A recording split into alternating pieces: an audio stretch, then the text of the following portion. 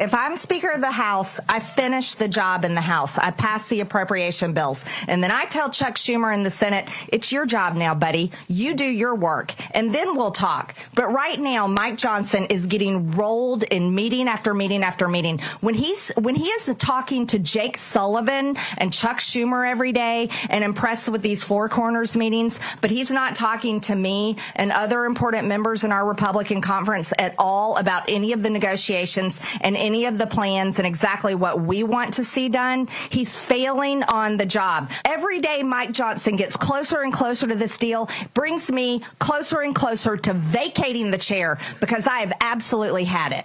What's up, everybody? Major Retired Richard Ojeda here. And the day after Republicans turned the House floor into a trash TV episode, Marjorie Taylor Greene emerged from the rubble to join slimy Steve Bannon on an episode of War Room. In the conference, why are other members in the conference so afraid of a government shutdown?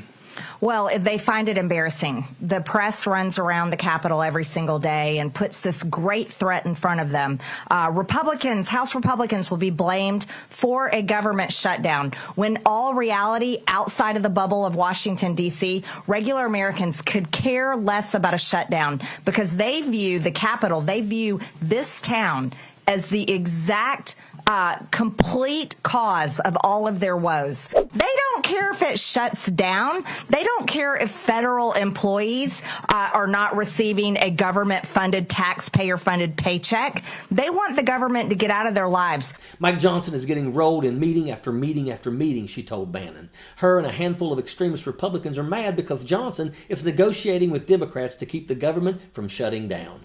Marge is raising a stink about Mike Johnson because she wants him to be more of a party hardliner. She and other Republican sellouts want Johnson to abuse his power and harass the Biden family. I supported Mike Johnson, but this thing is steamrolling downhill faster than I could ever imagine. What do you mean by that? No, it wasn't the last 48 hours. What do you mean by that? Past 12 hours. 12 hours. Past 12 hours has shocked me. So Mike Johnson went into the Four Corners and made the deal. And so I didn't get to do my job. Others like me didn't get to do it. None of us got to participate. Is it his staff he's got, his lack of background? Is he just not a fighter? Why are we in this situation with this guy? Mike Johnson is a nice guy. He's a good guy. But that doesn't mean that he's good at negotiating. She is especially irritated over Hunter Biden showing up on Capitol Hill unexpectedly for a House Oversight Committee hearing. The proceedings turned into a shouting match when Democrat representatives called for a vote to have Hunter Biden testify on the spot. The GOP had an opportunity to question Biden in a public setting but chickened out when given the chance. James Comer and Marge had all kinds of excuses as to why they couldn't take care of business. Look at the results.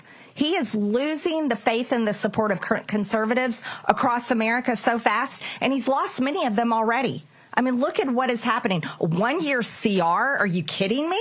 That is an absolute embarrassment. That is a joke. We don't need to be doing that.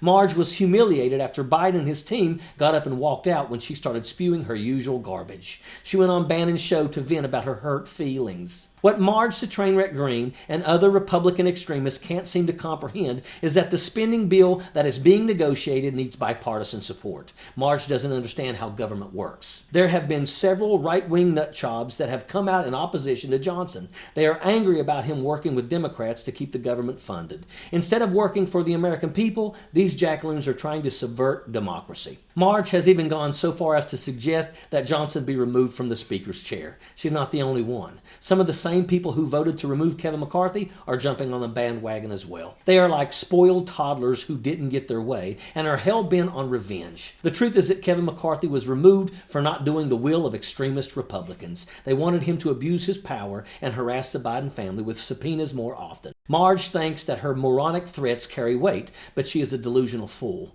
Marge's fantasy about being the Speaker of the House is ludicrous. She is unfit to serve in any capacity. Marge Taylor Greene is a national embarrassment and a stain on democracy, and that is an absolute fact. Sappers clear the way, airborne all the way.